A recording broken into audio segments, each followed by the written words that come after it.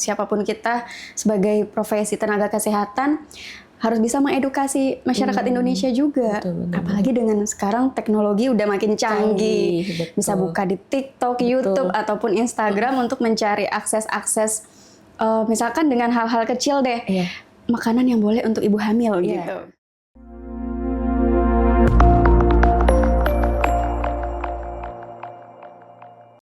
Halo Bimam, selamat datang di podcast Bemomio, persembahan spesial dari Bemomio sebagai teman wanita dalam memenuhi nutrisi kehamilan. Halo moms and dads yang ada di rumah, kembali lagi bersama dengan saya Prisa.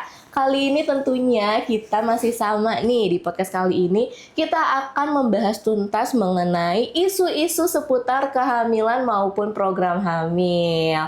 Nah, sebelumnya kita di sini mau bahas apa sih? Jadi ya, moms and dads, di sini itu kita udah mempunyai isu bahwa angka kematian ibu di Indonesia ini sangat tinggi dan mencemaskan. Nah, kita akan bahas tuntas apa aja sih tanda-tanda kehamilan yang berbahaya. Nah, makanya itu, moms and dads jangan pernah ketinggalan dan jangan di skip videonya sampai setengah-setengah. Jadi harus moms and dads tonton sampai akhir. Tapi tenang dulu moms and dads, di sini Prisa nggak sendirian karena sudah ada narasumber. Kita akan ngobrol bareng dan juga kita akan mengedukasi moms and dads yang ada di rumah. Tentunya di podcast kali ini narasumbernya masih sama, yaitu bidan hebat yang tentunya akan mengedukasi moms and dads. Oke, langsung aja kita kenalin. Halo Bu Bidan. Halo Kak. Bu Bidan Fitri ya. Oke, nah Bu Bidan Fitri ini mungkin baru pertama kali kan join di podcast Bemomio, tapi semangat kan untuk mengedukasi moms and dads yang ada di rumah ya. Semangat banget. Nah, boleh nih dikenalin dulu untuk moms and dads yang ada di rumah. Oke, halo mom and dads. Perkenalkan, nama saya Bidan Fitri. Mungkin nanti kita bakal banyak bahas juga nih tentang bagaimana caranya untuk mengatasi kehamilan yang beresiko supaya mencegah AKI dan AKB di Indonesia. Dan memang itu sudah menjadi tujuan dan visi misi bidan sejak dulu kala ya sampai sekarang, dan memang harus diatasi dan harus diperbaiki lagi supaya angka kematian ibu dan bayinya itu lebih rendah lagi. Bahkan sampai tidak ada ya. Amin. Mungkin kayak di luar negeri gitu kan, udah mulai 7 orang doang kayak gitu. Oke, Bidan kita sangat semangat sekali ya tentunya ya untuk podcast kita kali ini. Nah, tadi juga udah perkenalan singkat gitu. Tentunya masih buka praktek gak sih Bu Bidan? Buka praktek dan juga edukasi ya. Edukasi di sosial media. Di sosial media. Nah, mungkin untuk moms and dads yang mau tahu kepo bisa langsung klik di sini ya. Langsung lihat di sini. Oke, Bu Bidan. Kita nggak perlu lama-lama lagi ya. Kita langsung aja nih. Tadi kan kita udah spill ya, kalau misalnya angka kematian ibu di Indonesia tuh lumayan sangat mengkhawatirkan. Tapi memang kita tuh belum tahu sih angkanya itu tuh berapa gitu kan ya. Tapi memang udah diwaspada dulu nih gitu kan. Nah, kira-kira nih Bu Bidan ya, pertanyaan pertama gitu ya. Kenapa sih kasus kematian ibu hamil itu masih bisa terjadi gitu di zaman sekarang ya kan? Mungkin kenapa akhirnya justru malah meningkat, padahal kan di zaman sekarang ini kan masih udah canggih gitu ya dari zaman-zaman yang dulu. Mungkin dari perspektif bidan nih gimana nih untuk melihat saat ini kenapa ya gitu angka kematian tinggi, padahal tuh zaman udah canggih gitu loh. Emang nggak ada obat-obat khusus misalnya gitu ya, atau terapi khusus gitu. Sebenarnya sih kalau untuk itu permasalahannya nggak cuma di Indonesia, tapi di seluruh dunia memang gitu kan. Cuman di Indonesia ini memang dengan angka kematian ibu itu tuh masih meningkat. Kalau data-data sebelumnya dari SDGs itu sendiri tuh sampai 300 per 100 ribu kelahiran. Masih tinggi banget. Iya, betul. Beda di Australia ataupun di luar negeri itu tuh misalnya 7 per 100 ribu kelahiran hidup. Jauh banget kan. Nah, itu biasanya kalau di Indonesia masih banyak dari 4T. 4T sama 3T. Apa tuh? 4T terlalu muda, terlalu tua, terlalu sering, terlalu banyak. Ada juga 3T. Itu 3 terlambat. terlambat mendeteksi bahaya kehamilan, terlambat dirujuk atau nyampe di fasilitas kesehatan, dan terlambat ditanganin di fasilitas kesehatan tersebut. Wah, berarti 4T dan 3T. 3T. Tapi 3T itu terlambat ya? Terlambat. Kalau yang ini terlalu. Dan kalau di Indonesia sendiri kan kita bisa tahu nih masih banyak masyarakat di pelosok ataupun yang di daerah yang kekurangan fasilitas akses kualitas pelayanan kesehatan. Betul. Pasti dari bidannya lagi, dokternya lagi yang memang jarang ada di daerah. Iya, betul. Fasilitas kesehatannya juga yang kurang, mungkin kurang memadai dari alat-alatnya, kurang bersih gitu kan, itu juga bisa mengakibatkan terjadinya risiko kematian ibu. Terus nggak dari segi itu aja, juga dari segi sosial ekonomi, indeks ekonomi in Indonesia gitu kan. Mungkin kalau Indonesia ini kan beragam-ragam, ada yang kaya banget, ada yang kurang, ada yang miskin banget gitu. Mungkin mereka teredukasi, tapi untuk menuju ke fasilitas kesehatan, takut biayanya mahal, takut nanti bayarnya sekian-sekian gitu kan. Nah, selain dari itu juga dari edukasinya lagi nih, gimana bidan dan dokter obgyn, dokter kandungan atau siapapun kita sebagai profesi tenaga kesehatan harus bisa mengedukasi masyarakat Indonesia juga. Apalagi dengan sekarang teknologi udah makin canggih. Bisa buka di TikTok, YouTube, ataupun Instagram untuk mencari akses-akses, misalkan dengan hal-hal kecil deh. Makanan yang boleh untuk ibu hamil gitu. Betul. Tanda bahaya pada ibu hamil. Kan itu sebenarnya bisa searching di Google kan. Walaupun ada beberapa referensi yang benar, ada yang enggak. Kita koreksi lagi. Tapi sekarang udah banyak banget bidan-bidan ataupun dokter kandungan yang memberikan edukasi secara gratis gitu kan. Kita gampang aksesnya. Bener. PR-nya lagi apa coba? Jangan males. Iya. Berarti balik lagi dari kemauan sendiri. Bener. Jadi walaupun di sekarang itu udah era digital, semuanya serba gampang. Carinya gampang, pokoknya simple deh gitu. Tapi kalau kitanya males mager 2M. Males mager. Ya kan 2M. Jadi harus dihilangin tuh 2M-nya. Dari diri kita sendiri lagi nih, cari edukasi yang tepat, informasi yang tepat. Betul. Jadi kita bisa tahu, bisa kita tangani resiko-resiko dari semenjak kehamilan. Gitu. Berarti memang sebenarnya faktornya tuh banyak sekali gitu ya. Tapi memang sih Indonesia ini kan yang nggak 100% tuh sama semua rakyatnya gitu ya. Jadi berbagai macam dan juga sosial ekonomi ya. Mungkin itu juga menjadi salah satu faktor. Tapi ketahui ya, tadi udah dijelaskan juga sama Bu Bidan, edukasi ini sekarang udah banyak banget. Tapi balik lagi kita harus mencerna informasi yang benar juga. Dan juga harus sering-sering konsultasi nggak sih Bu Bidan ke dokter obgyn gitu ya. Jadi mungkin apa yang dicerna di dalam sosial media itu mungkin bisa moms and tanya lagi gitu ya. Jadi sama-sama belajar dan juga sama-sama mengetahui gitu. Oke, nih menarik banget nih ya Bu Bidan ya. Nah, kalau misalnya kita bicara ibu hamil gitu kan ya, dengan tanda-tanda bahaya gitu, apakah semua ibu hamil ini punya resiko yang sama?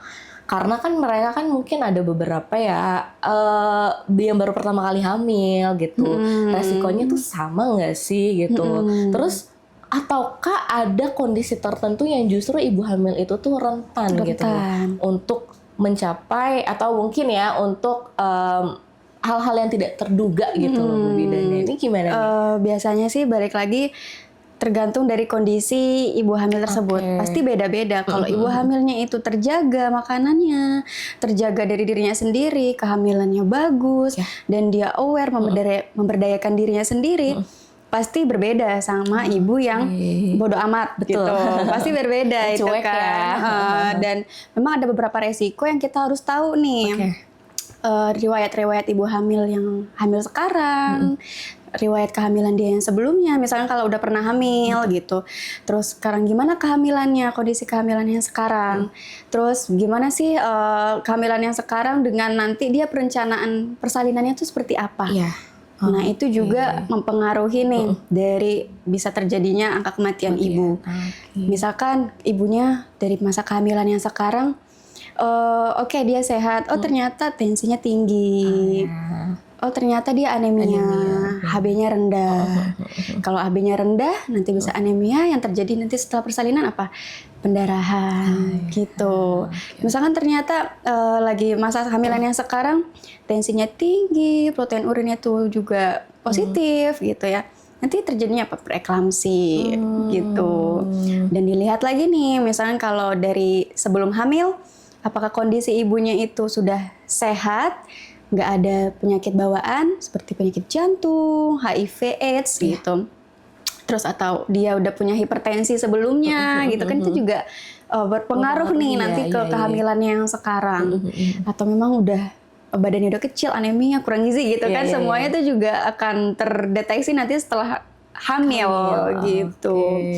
Nah, kondisi kehamilan sekarang misalkan dia hamilnya itu sungsang, hamilnya itu kembar, ataupun kehamilannya ada resiko-resiko yang lain, memang bisa mengakibatkan nanti terjadinya persalinan, angka kematian ibu itu naik gitu. Jadi harus dicek lagi nih dari hamilnya sekarang, kondisinya sekarang, yang lalu, terus bagaimana dia mempersiapkan persalinannya nanti. Tetap tuh dia harus tahu, oh aku maunya nanti lahirannya di sini. Nah seharusnya ibu hamil tuh harus kayak gitu. Dia udah tahu kondisi dia, misalkan punya permasalahan di kehamilannya dan udah punya penyakit bawaan sebelum hamil, dia udah tahu, oh, oke aku nanti planningnya lahirannya mau di sini sama dokter ini atau sama bidan ini. Oh ternyata aku kembar, otomatis aku nggak bisa nih kalau dipaksain lahiran normal. Betul. Aku harus ke dokter ini, apa aja persiapannya. Nah harus seperti itu. Harus aware. Harus aware terhadap diri sendiri. Tadi kan udah resiko-resikonya itu kita udah tahu nih dari diri kita sendiri. Ya udah kita cari resolusinya, nanti persalinannya mau seperti apa. Gitu. Balik lagi ke aksesnya gitu kan. Iya benar. Jadi memang yang pertama itu harus tahu dulu ya, kalau misalnya ibu hamil itu ya dari pola hidup sehatnya dulu gitu kan ya. Kalau misalnya screening gitu ya, check up ya, ada permasalahan apa nih gitu kan. Itu harus aware banget nih moms and dads ya, karena kehamilan itu kan ya gimana ya, maksudnya itu hal yang riskan juga ya Bu Bidan ya. Kalau misalnya dari mom sendiri tidak aware, itu akan membahayakan juga gitu. Jadi harus udah aware, harus udah prepare gitu ya, siapkan gitu ya. Kalau misalnya emang ada kondisi tertentu yang bisa mengakibatkan untuk mencapai angka kematian, nah ada baiknya moms and dads harus udah mulai prepare dari bahkan trimester pertama. Iya. Nah, kalau misalnya ya Bu Bidan ya, biasanya kan kadang tuh mungkin moms and dads di rumah tuh telat menyadari gitu loh tanda-tanda bahayanya atau bahkan hal-hal yang sudah membahayakan gitu ya. Pokoknya telat menyadari di dalam kondisi gawat kehamilannya gitu. Nah kira-kira apa sih yang biasanya tuh moms and dads tuh terlalu terlena mungkin gitu ya bahasanya ya, mungkin nggak aware gitu. Sebenarnya apa sih biasanya, karena mungkin aja dari moms and dads tuh ternyata aku nggak ngerasa apa-apa kok gitu. Betul, lagi hamil nggak tahu dia hamil gitu ya. Nah, tiba-tiba udah 4 bulan. Iya, atau bahkan udah lebih dari 4 bulan. Lebih dari 4 bulan, tiba-tiba lahiran. Tiba-tiba gak enak badan, terus tiba-tiba udah 7 bulan. Udah 7 bulan. Itu banyak banget sih kejadian. Banget, ya. Aku sering banget ketemu pasien yang kayak gitu. Iya. Misalkan dari yang pertanyaan tadi, itu balik lagi. Ibunya tidak memberdayakan dirinya sendiri dan tidak melakukan pemeriksaan. Dan tidak ada dukungan dari pasangan. Itu 3 itu. Pasti kalau misalkan deh kita udah hamil, kita udah tahu ternyata hamil, kalau nggak ada dukungan dari pasangan, betul. Kita nggak bisa, aduh mau periksa kehamilan nggak, males gitu kan.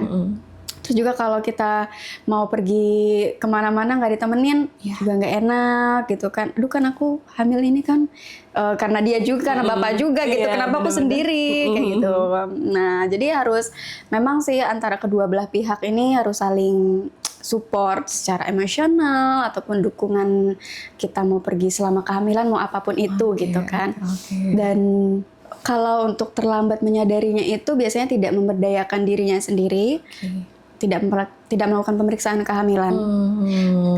Tidak memberdayakan diri sendiri itu seperti apa, Bu Bit, gitu kan. Yang pasti kita harus tahu nih, kita sudah hamil, kita harus percaya kalau diri kita itu bisa melakukan mampu gitu ya. untuk menjalani persalinan ini, kehamilan ini, gitu. Karena kan sebenarnya kehamilan itu fisiologis, bukan penyakit loh. Benar. Dan Tuhan itu udah memberikan kita tubuh wanita sesempurna mungkin. Otomatis kita bisa melahirkan. Pasti bisa gitu. Nggak mungkin Allah ngasih kita ini dan nggak dikasih fasilitas, kan nggak mungkin gitu. Percaya kepada diri sendiri, memberikan afirmasi juga nih kepada diri sendiri. Misalkan nanti latihan fisik, bisa lakukan parental yoga, senam hamil gitu kan. Terus juga bisa latihan nafas untuk persiapan persalinan. Terus pikirannya pun juga harus lebih rileks. Jadi harus cari referensi afirmasi positif pada saat hamil, pada saat persalinan itu juga nanti akan sangat berpengaruh. Apalagi hypnobirthing sekarang juga udah banyak Itu bagus banget juga untuk ibu-ibu yang mau mempersiapkan persalinan yang aman, nyaman, tenang gitu ya, relax. Terus juga harus tahu nih nanti persalinannya aku mau di mana, itu tadi aku jelasin. Dan dukungan dari bapak. Pasangan keluarga seperti itu. Jadi memang sebenarnya tuh untuk mengetahui kondisi fisik itu sendiri ya harus dari diri kita sendiri balik lagi gitu ya. Jangan sampai memang ada kasus-kasus yang terlambat. Nggak tahu nih nanti aku tiba-tiba ternyata tensinya tinggi, nggak pernah periksa kehamilan. Ya wajar, jangan salahin bidannya dong atau dokternya gitu kan ya. Karena kamu dari selama kehamilan itu nggak pernah cek kontrol juga, nggak pernah cek tensi juga, labnya kayak gimana, vitaminnya seperti apa, dan itu harus wajib diminum gitu kan. Ternyata kalau nggak melakukan pemeriksaan kehamilan, tiba-tiba brojol, aduh. Bu bidannya bingung, KI-nya kosong. Itu kan banyak yang kejadian kayak gitu kan. Ya ampun. Jangan sampai kayak gitu. Jangan sampai ya, dan harus aware lagi nih, balik lagi ya Bu Bidan, harus aware dan juga mungkin sayangi diri sendiri juga. Sayangi diri sendiri gitu ya. Oke, Bu Bidan ya. Kira-kira gimana nih Moms and Dads di rumah gitu ya, kalau misalnya ada tanda-tanda mungkin selama ini sering mengalami pusing tapi nggak apa-apa deh udah hilang, itu juga kan salah satu jangan diabaikan. Jangan diabaikan ya. Nah, atau kalau misalnya Moms and Dads punya permasalahan, boleh banget sharing di kolom komentar, nanti kita diskusi bareng-bareng. Oke, lanjut ya Bu Bidan ya. Kalau menurut Bidan nih, informasi apa sih yang paling penting gitu ya, yang justru tuh banyak dilewatkan oleh ibu hamil dan juga pasangannya? Kebanyakan sih kalau untuk tanda-tanda resiko kehamilan mungkin udah lebih aware ya, karena kan udah ngerasa gak enak dikit. Justru sekarang banyak ibu-ibu yang dikit-dikit aduh takut gitu kan. Jadi kalau untuk tanda-tanda resiko kehamilan itu mungkin udah lebih aware. Yang kurang banget itu kesehatan mental ibu dan dukungan dari pasangan ataupun keluarga. Balik lagi ke sosialnya seperti apa, di lingkungannya itu seperti apa. Nah, kalau dari mentalnya sendiri, misalkan ibunya, kan banyak ya sekarang yang tiba-tiba hamilnya itu tidak direncanakan, atau yang ternyata sebenarnya dia nggak pengen hamil tapi tiba-tiba hamil. Nah, itu kan untuk penerimaan dari ibunya pun juga berbeda. Ujung-ujungnya nanti hamilnya itu lebih depresi, lebih stres gitu kan. Nanti ada lagi nih, ditambah lagi omongan bapak, yaudah sih nggak apa-apa, biar sekalian aja langsung 2 gitu misalkan. Padahal ibunya belum siap untuk hamil lagi. Dan itu kan yang harus diketahui juga nih, stres itu bisa mengakibatkan nanti ke perkembangan janinnya juga. Berarti kayak komitmen di dalam antara moms dan juga dads gitu. Karena memang ada beberapa banyak juga sih ya Bu Bidan. Aku juga sering dengar gitu ya, kalau misalnya kehamilan yang tidak direncanakan atau tiba-tiba nggak berencana ternyata hamil gitu. Itu juga salah satu mungkin ya kondisi mental dari moms and dads di rumah gitu ya. Mungkin balik lagi ya, pola komunikasi. Karena kan soalnya aku ada pasien yang kayak gitu. Jadi dia lebih depresi. Oke lah, dia untuk tanda-tanda resiko kehamilan dia udah tahu, dia harus periksa, tapi hal yang gak diperhatikan itu betul. masih belum menerima kehamilannya atau memang udah menerima kehamilannya tapi tetap bekerja keras gitu, stres. Nah, ya udah deh, nanti kalau kita stres ngaruhnya ke perkembangan janinnya lagi. Oke, wah aku setuju sih ya. Kesehatan mental itu harus penting juga Penting gitu ya. banget. Itu hal yang paling utama kayaknya deh. Gitu kan, karena itu udah pasti akan efeknya kemana-mana ya Bu Bidan ya. Oke, nah ini wajib diketahui ya untuk moms and dads, terutama dads yang ada di rumah harus dukung gitu. Emosional semuanya. Atau mungkin diajak jalan keluar beli tas. Wah, Bu Bidan tahu banget ya.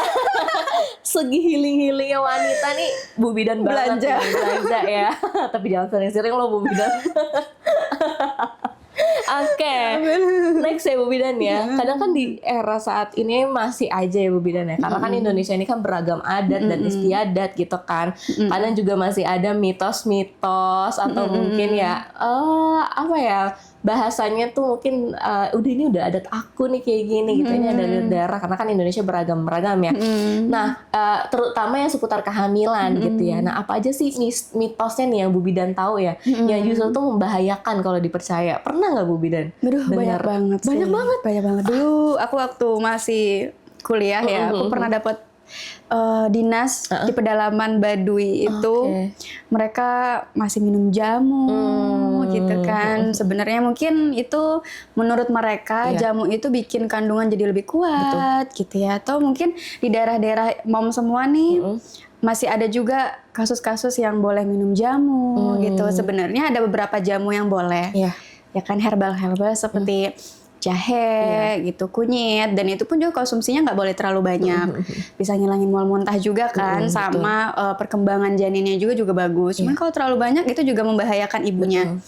Tapi kalau ternyata minum jamunya itu sembarangan, nanti bisa terjadinya keguguran, kontraksi, dan ujung-ujungnya sebelum aterem, belum lahiran udah keluar duluan dedenya gitu kan, jangan sampai. Banyak mitos-mitos yang sebenarnya tuh dipercaya. Ada juga mitos-mitos, oh nanti minum ini anaknya jadi putih gitu. Itu kan betul. nggak masalah ya, karena kan untuk itu masih lebih sehat ke badan dan tidak ada permasalahan ke janin. Jadi bisa dilihat dulu nih mitos-mitos di daerah sekitar. Misalkan kalau mam dengar mitos yang aneh dari orang-orang zaman dulu, di searching lagi, boleh dilihat lagi di apa, misalnya di Google kita banyak kan referensi-referensi yang tepat. Oh ternyata kalau ini boleh, kalau ini ternyata nggak boleh. Itu harus dicek lagi.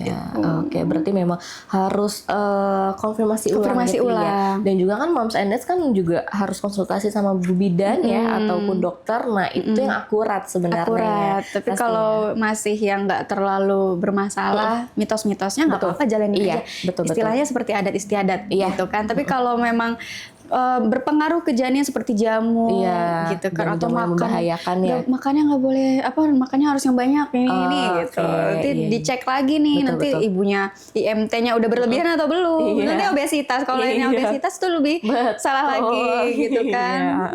Makanya mungkin memang check up lah ke Bu Bidan lagi gitu ya, tanya-tanya gitu ya, sharing-sharing itu boleh banget. Oke. Next ya Bu Bidan ya. Kalau misalnya ada tanda-tanda bahaya nih, apa aja sih sinyal atau perubahan tubuh yang nggak boleh diabaikan oleh ibu hamil? Kalau untuk tanda-tanda ini yang tadi aku jelasin di awal, yang 4T, 3T itu, yang pertama harus dilihat apakah ada pendarahan waktu kita ini untuk semua umur kehamilan ya. Dari tanda-tanda bahaya di semua umur kehamilan, yang pertama misalkan terjadinya pendarahan, flek-flek disertai sama nyeri. Itu wajib langsung konsultasi ke dokter ataupun bidan terdekat. Nyeri perut bagian bawah sampai kram gitu ya, itu juga nggak boleh diem aja, langsung ke bidan terdekat, takutnya terjadinya keguguran di usia kehamilan yang belum matang gitu ya, atau di awal trimester pertama itu tuh suka banget terjadi kayak gitu. Terus kepalanya pusing yang sampai kunang-kunang gitu ya, udah mau pingsan, udahlah nggak apa-apa, aku tidur aja, jangan. Harus dicek dulu nih ke bidannya, aku kenapa gitu. Nanti bisa dicek juga dari tensinya gitu kan, tensinya tinggi atau enggak gitu. Di bagian ekstremitas harus dicek juga, kayak kaki, tangan, ada yang bengkak nggak? Bisa kaki itu ya Bu Bidan? Kaki, lebih sering kaki. Dari tensinya misalkan tinggi, kakinya bengkak. Nah, itu kan takutnya nanti ke gejala-gejala preeklamsia sama eklamsia. Terus bisa juga nanti cek waktu pipis. pipisnya bau atau enggak, perih atau enggak, panas enggak sih gitu kan. Takutnya terjadi ISK. ISK selama kehamilan. Nah, yang paling sering itu keputihan. Oh iya, rata-rata wanita ya permasalahannya kalau ya. kehamilan itu lebih parah lagi. Bisa bau, warnanya jadi bisa hijau, kuning segala macem gitu kan. Nah, itu harus dicek juga, jangan dibiarin, biar jadi diperiksa ke bidan, diatasin lagi keputihannya supaya hilang. Oke, berarti itu tanda-tandanya tanda-tanda yang wajib diperhatikan di semua umur kehamilan. Semua. Oke, berarti dari trimester 1 ya? 1 sampai trimester 3. Oke, nah ini waspada ya, moms and dads ya. Karena memang tanda-tanda itu sebenarnya kadang tuh kan ada beberapa mungkin nggak apa-apa gitu ya, moms and dads ya. Karena kayak kalau kaki bengkak ya udah nggak apa-apa, tapi balik lagi tensinya apakah aman gitu mual ya. muntah atau enggak yang berlebihan gitu kan. Mungkin moms and dads harus checklist dulu ya apa aja permasalahannya ya. Nanti ketika kontrol gitu itu harus dikomunikasikan. Betul. Oke, nah kalau misalnya kita lihat dari pengalaman Bu Bidan ya, ada nggak sih kejadian yang paling sering atau mungkin sampai fatal gitu? Sampai fatal. Iya, selama kehamilan. Paling seringnya aku temukan di dinas-dinas sehari-hari, yaitu tadi tidak melakukan pemeriksaan. Tiba-tiba udah datang pembukaan lengkap. Pas buka buku, sekarang kan udah ada buku KIA, buku pink gitu kan. Kosong. Bahaya nggak sih? Bahaya banget. Misalnya kalau ibunya ternyata berat badan BB janinnya itu kurang, ternyata ada hipertensi atau memang protein urinnya, nanti cek labnya gimana gitu kan? Kalau tiba-tiba bidannya langsung nolongin gitu aja, ternyata ada resiko, nanti yang salah bidannya lagi. Tapi dari awal itu udah harus di aware ya. Dari selama kehamilan harus melakukan pemeriksaan kehamilan. Jangan sampai kosong. Padahal kan sekarang di buku KIA atau buku pinknya itu juga udah bagus ya. Banyak banget edukasi-edukasi yang bisa kita lihat nih. Bisa kita baca. Nah, nanti nggak ada bidan pun jadi tahu, oh ternyata ini yang boleh. Oh, makanan gizinya itu kayak gini. Tanda-tanda kan nggak mungkin hafal ya. Tanda-tanda kehamilan yang beresiko tuh apa aja, itu ada sebenarnya. Yang lebih sering sih itu karena mereka ngerasa nggak tahu ya, atau memang dia nggak mau meriksa kehamilan karena takut atau nggak ada uang, malu atau apa, kita nggak tahu gitu. Cuman memang alangkah baiknya sekarang langsung aja ke posyandu ataupun ke puskesmas terdekat kan juga bisa cari pelayanan yang mungkin sesuai budget. Jadi kita memudahkan. Jangan sampai nggak melakukan pemeriksaan, tiba-tiba udah lahiran brojol. Betul, aku lebih sering ketemu yang itu. Berarti memang ini hal yang harus waspada ya, maksudnya nggak aware gitu ya. Terus juga dari moms and dads juga nggak sering check up dan memakai buku KIA dan juga buku pinknya gitu. Aku banyak banget sekarang nemuin loh.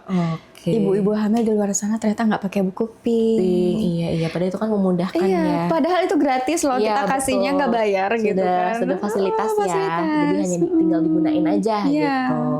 Itu kan salah satu langkah awal kecil yang untuk mengurangi angka kematian ibu lagi. Oke, nah harus dipahami ya, mau yang ada di rumah ya. Nah, kita nggak kerasa nih Bu Bidan, udah di segmen pertama dan udah ke pertanyaan yang terakhir gitu ya. Tapi jangan kemana-mana Bu Bidan, karena kita akan ada segmen kedua ya. Nah, sebelum itu kalau misalnya kita tanya tadi kan Bu Bidan sempat nge-highlight ya di pertanyaan ketiga. Ada peran keluarga dan juga pasangan gitu ya. Nah, kalau peran pasangan dan keluarga itu sebenarnya tuh sepenting apa sih gitu dalam menyelamatkan nyawa ibu di masa kehamilan? Kalau itu udah pasti ya, kan kita hamil ini nggak sendirian. Betul. Bukan untuk ibu aja loh, kerjaannya bukan untuk ibu aja. Udah kan hamil ya udah kamu aja deh gitu kan, aku cari uang aja gitu. Oh enggak juga. Justru peran ayah itu dimulai dari kita masih hamil, di awal kehamilan. Nanti juga bisa lebih bonding sama dedenya. Terus mamsnya juga emosionalnya juga nggak terganggu, ngerasa didukung gitu kan. Dalam pengambilan keputusan juga bareng-bareng. Nah, kan kalau dari suami dan keluarganya itu ngasih dukungan, hal kecil, misalkan ada tanda-tanda bahaya, hal kecil yang mungkin ibunya itu nggak sadar, tapi di orang-orang sekitar, keluarga ataupun ibu, suami gitu kan, dia tahu, oh kamu ada yang salah deh, gini. Oh iya ya, ujung-ujungnya apa? Jadinya lebih aware kan, ujung-ujungnya tahu nih, oh ternyata aku ada tanda-tanda kayak gini. Iya. Oh kemarin mama aku bilang aku kayak gini, Betul. gitu. Jadi kan lebih perhatian, lebih dikasih tahu kalau kitanya, biasanya kan ibu hamil suka nggak sadar ya, maksudnya, aduh nggak tahu deh nih aku apa gitu. Justru dari peran keluarga dan suaminya lagi nih untuk memberikan edukasi. Oke. Bisa dari pada saat pemeriksaan kehamilan, terus selama bekerja gitu kan, atau dia mau melakukan aktivitas apapun selama sehari-hari gitu. Jadinya dari selama kehamilan sampai persalinannya itu bisa saling berkontribusi. Oke. Gitu. Maupun nanti persalinan juga saling berkontribusi antara suami dan keluarga. Oke, berarti ini sangat amat berperan penting ya, karena ya kita nggak bisa pungkiri sih namanya ibu hamil ya, atau mungkin kadang, aduh nih aku kehilangan arah mungkin ya, gitu kan. Kadang bidan aja yang udah hamil pun udah nggak tahu nih ya, apa ilmu-ilmu sebelumnya, apalagi ibu yang nggak punya ilmu sama sekali. Berarti emang alami dari seorang wanita seperti itu ya, karena kan juga di dalam perutnya tuh nggak sendiri gitu kan, ada lagi janin yang sedang berkembang, padahal kan itu hormonnya juga berubah. Oke, wah ini menarik sekali ya, mau di rumah. Nggak kerasa ya kita udah selesai di segmen pertama, tapi jangan kemana-mana karena nanti akan kita bahas lagi tuntas gitu ya. Nah untuk moms and dads yang ada di rumah juga stay tune ya, pantengin di segmen yang kedua gitu ya. Kita masih akan ada membahas seputar edukasi dalam menjaga kesehatan ibu hamil. Oke, mungkin itu aja ya. Nanti kita kembali di segmen kedua. Untuk saat ini kita sampai sini dulu. Sampai jumpa di podcast Bemo Mio, Ibu sehat, janin sehat.